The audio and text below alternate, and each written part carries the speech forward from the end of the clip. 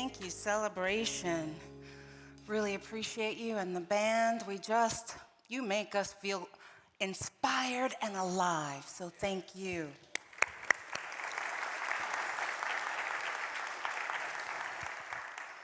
So today's an interesting topic, right? It's nationalism and patriotism does not equal oneness. And you're like, there's a topic. Well, this month we've been really discussing the stories that we tell ourselves, the stories that we come to believe are true, and we've been kind of deconstructing a little bit. And since next week is going to be Memorial Day, I figured, you know what, it might be really interesting for us to look at what are our stories and beliefs around nationalism and patriotism and oneness. And I know that there is a little bit of a history here of having like the color guard come in and the flags during these like patriotic days. And when I came on board, I was like, I don't think so. And some people were like, what? And I was like, yeah, I don't feel like that's alignment with oneness, you know? And so some people were not getting it. And I thought, well, let's have a discussion about it, right? This way you don't like have to, what's Rev really thinking about this, you know? So I thought we would look at that today. Let's start with one of our earliest experiences. Do you remember how you learned the Pledge of Allegiance? Yeah. Did you know it was written by a Baptist minister? I didn't know that. Who said yes? Okay. Of course you did. Our own Susan Heinrichs is in the house. Of course she did.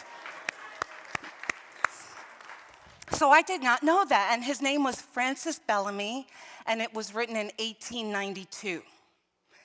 And I remember being told you have to stand up right to the side of your desk, and then you'd have to face the flag and be at attention, right heart, yes, over the chest, and then together we would say, I pledge allegiance to the flag of America. Oh, what, did I mess it up already? Yes, I did. Take two. I pledge allegiance to the flag of the United States of America and to the republic for which it stands, one nation, indivisible, with liberty and justice for all. I got through it, good. But I remember learning one nation under God. You remember learning that as well, right? So I then went down the rabbit hole. This is the original way that it was written by Francis Bellamy, and it was in 1945 that President Eisenhower went to Congress and said, you know what, you guys need to really put this in, under God. So that's how that came to be. It's so important for us to know our history, people, to know how things come into being. What about the next thing? Do you remember learning about our national anthem, right? Who's it written by? Everybody knows that, right? 5th and 6th grade, right? Francis Scott Key, great. And he wrote the Star-Spangled Banner as he watched from the water over at Fort McHenry, right? It was just being bombarded by British troops. And I want you to imagine as you read those first words on top that he's sitting there in awe that throughout all of this, the American flag is still standing strong and proud. It's a moment of joy and pride as he pens these words, actually on the back of an envelope, I'm told. And then, of course, when we get to that emotional part of the song, we often can't help bellow out the words. What are they?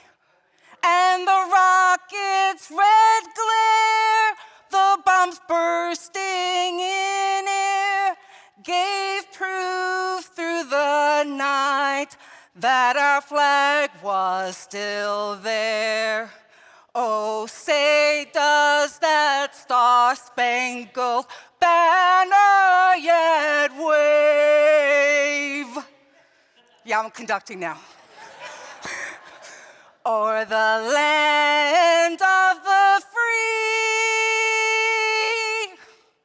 and the home of the brave.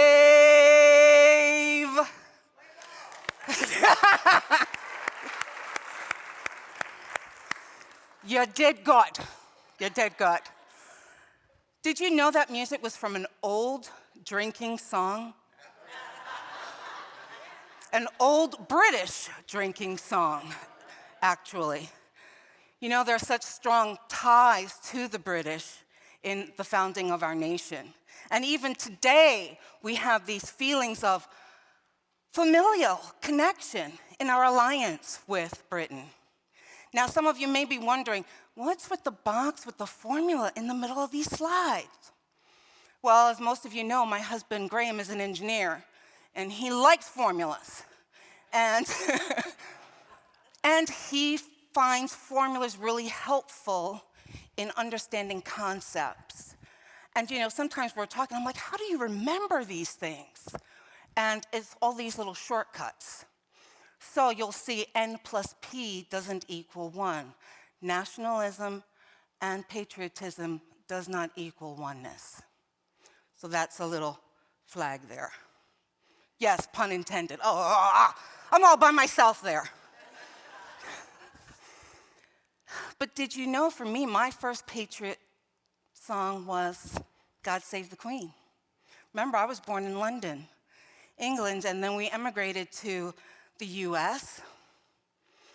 And the music sounded exactly the same to a song that I was learning in school. And it was like, it was known as America or My Country 'Tis of Thee, as most of us know it, right? And I'm like, well, this is strange. So we're gonna do a little experiment, right? I'm gonna sing God Save the Queen, and you're gonna sing My Country 'Tis of Thee. Matt, can I get a starting note? With hope that we'll all be,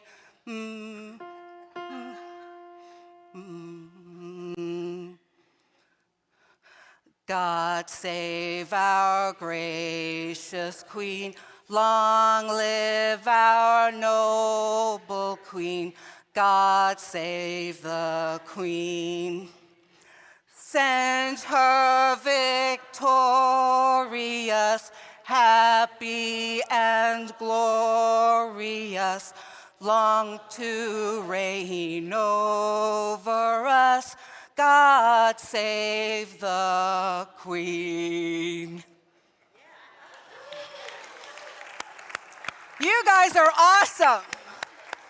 No wonder you love celebration so much. You're all like in hiding like vocalists. I get it. So imagine my surprise. I'm just like, my whole world now is topsy-turvy. I'm about 7-ish, and I remember this is the first time that I questioned reality, right? I was indoctrinated to believe that the United Kingdom was the superior country. So you know, my first thought when I heard My Country 'Tis of Thee, these Americans, they are just such copycats. Right? But any of us born in another country, we learn their anthems. We learned their patriotic songs. And as children, we believe the propaganda that we are part of the best country in the world. And it also gives us this false sense of superiority that, you know, we're better than everyone else. And for most of us, we never question that belief. We never question that belief. And if this construct is never challenged, then this means we're holding on to an idea of separation and that other countries are not as worthy as we are. And both of these ideas lead to patriotism and may even metastasize into nationalism. Yet the reality is that if we believe we belong to the best nation in the world, I was going to say the universe, we've made this ideology into an idol. Yeah, I heard you. Yep, an idol. The dictionary defines idol as an object of extreme devotion, a representation or symbol of an object of worship, a false god. At a time when we are questioning the very fabric of our country, it's important for us to look at our values, to look at our beliefs. And so I want to plant a seed right now in this moment, and we're going to discuss it a little further in the talk. And here it is. What if what is needed to create a world of love and kindness is to question, what do we honor? Is it okay to choose to not honor the accepted norms, or to choose to honor differently? All right, so while those questions are percolating in your consciousness, let's look at nationalism and patriotism. First, I want to tell you that nationalism and patriotism are not synonymous. They are opposites. They are opposites. According to author Maurizio Verolli, you know, I love to do that when I can get a chance to. He wrote, For Love of Country, an essay on patriotism and nationalism. He writes, constitutional patriotism recognizes the full legitimacy and moral worth of different forms of life and is committed to the inclusion of different cultures within the framework of the Republic. So when we look at patriotism from this conceptual understanding, it's a call for including everyone. Everyone as valued, everyone as important to the well-being of the country. It honors all differences as part of the whole and values the contribution of every citizen. Verolli continues that the language of nationalism was forged in late 18th century Europe to defend or reinforce the cultural, linguistic, and ethnic oneness and homogeneity of a people. So can a call for nationalism unite people? Sure, it can. But it usually unites them against others. And if your country is filled with diverse cultures, languages, ethnicities, then it's impossible for a demand for nationalism not to be a call for separation or a call for recognizing only the dominant culture or ethnicity as the right one. Once again, this is the antithesis of oneness. It is again placing a belief of superiority and division above truth, above God. Well, let's look at this through the lens of Christianity. The Apostle Paul wrote to his beloved people in Corinth, and he gave them some advice. In 1 Corinthians verse 10, nope, let's try that. 1 Corinthians chapter 10, verse 14, it's written, Therefore, my beloved, flee from the worship of idols. Now you may be thinking, really, what does idols have to do with this conversation? But again, anything that is an object of extreme devotion, anything we put above spiritual laws becomes idolatrous. From a deeper understanding of what Paul was saying to the Corinthians, we take a dive into Matthew Henry's interpretations. He's a theologian. He's written commentaries. And his insight is that Paul is advising them to flee idolatry, shun it, and all approaches toward it. Idolatry is the most heinous injury and affront to the true God.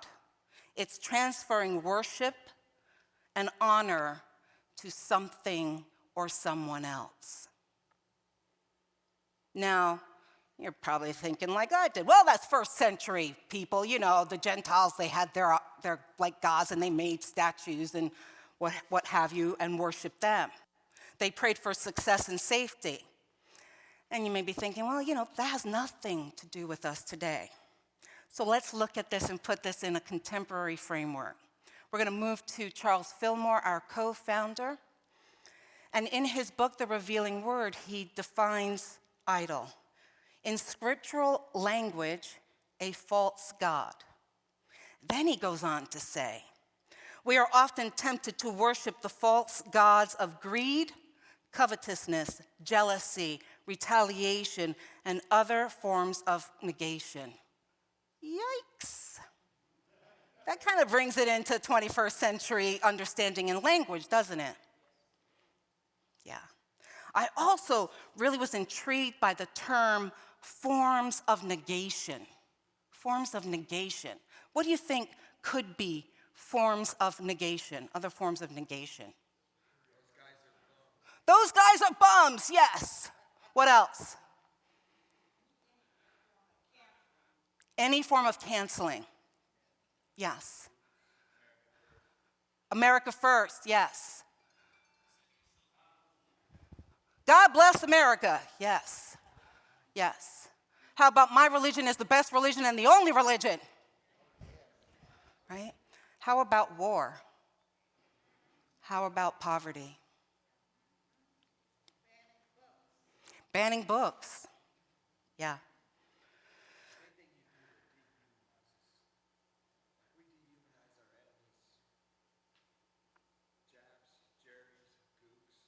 Yeah. So Bob was saying anything that dehumanizes others, whether we use slurs, whether we put them in such an otherness that we can have war and create atrocities because they're less than, right? Yeah. So the master teachers in Paul Selig's book, The Kingdom, says this. In my home, we did this. In my country, we do that. In my religion, we believe this and that. And your agreements to these things in density claim value. And value is meaning. What you give credibility to, credence to, meaning to, and what you see is always predicated on what you were taught to believe. Underline, what you were taught to believe.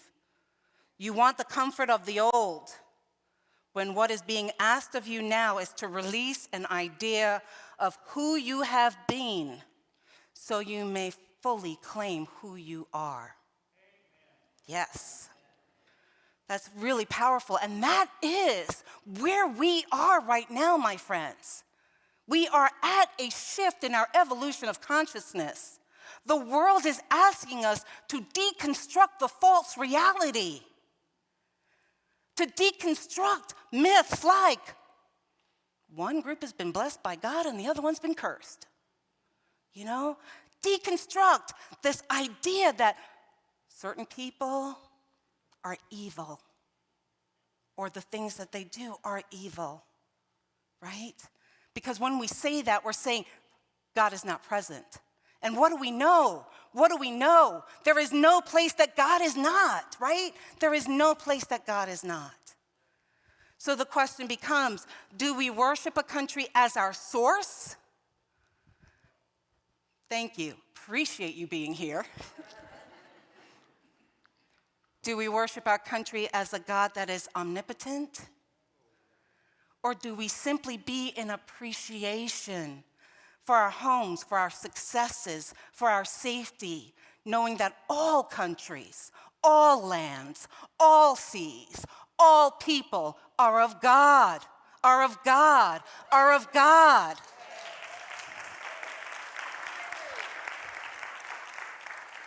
I think I'm having church up in here today.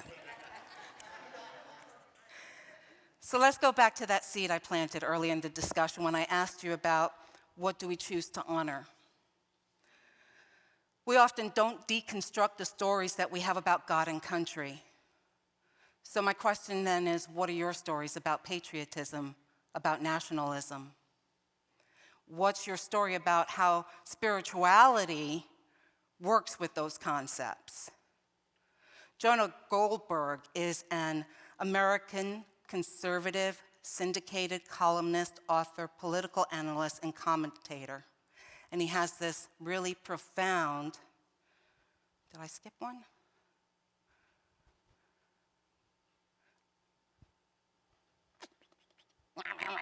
Sorry. There's a slide missing, so that's okay. He has this really profound saying that says, patriotism is attachment to the creeds, texts, and ideas of our founding. Nationalism is a tribal loyalty to blood or soil or sect. I'm going to repeat that again because it's not up there. Patriotism is attachment to the creeds, texts, and ideas of our founding. Nationalism is a tribal loyalty to blood or soil or sect. Patriotism or nationalism, we have a choice. We have a choice to honor, we have a choice to not honor what is in the collective consciousness. And the collective consciousness is a set of shared beliefs, ideas, and moral attitudes which operate as a unifying force within society. I talk about collective consciousness quite a bit when I do my talk, so I want to be clear that you really understand what I'm speaking to, right? It generally does not refer to the specifically moral conscience, but to a shared understanding of social norms. The collective consciousness is really the norms of our culture that we have all gone into agreement with. Hear that. Now, some of you are like, well, I didn't design that, I didn't make that, I didn't create that. But it's here, and as long as it's here and we see it and we recognize it, we've gone into agreement with it. And many of those, if not most of those beliefs, have been created for centuries in fear. In fear. It's ingrained into our DNA. And once again, the teachers tell us this. Your prior choices individually and collectively has claimed you where you sit today. Humanity at a crossroads where what is new indeed may be claimed, and what is old seeks purview, seeks to conquer, seeks to defend itself in the way it has had. When you have a king who rules in fear, you have a kingdom ruled by fear. You find what it is to be fearful of, to conquer and agree with the kingdom you abide in. A kingdom in fear expects to be afraid, and you mandate fear as its own currency. You will be made afraid or taught to fear or taught to abide in fear because the ruler you have is fear itself. Fear itself. But today is a new day, my friends. Today is a new day. I've been saying time and time again, behold, we make all things new. Behold, we make all things new. So we have a choice. We have a choice to be patriotic or nationalistic or to be of oneness. We have a choice to question the long accepted beliefs or create anew. We have a choice to create war or to be the light of divinity. Whatever you choose, know that there is no evil, just long-held beliefs of separation and lack created in fear, created in fear. You know, I've been hearing from congregants their frustration about the war in the Ukraine, you know, and how could God allow this? How is this possible? And here's the thing. It's us humans that are doing this. It's us humans in our beliefs of if there isn't this sense of lack, this sense of there isn't enough, and if there isn't enough, then we go and get it and take it and have war on someone else. That's not God. That's not God. But we have the gift of free will and co-creation. We have the gift of free will and co-creation. And if we have been co-creating in fear for centuries, then that's the outpicturing that we're seeing. Who will you be in the world?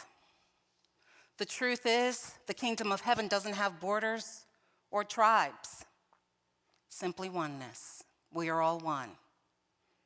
Who will you be in the world?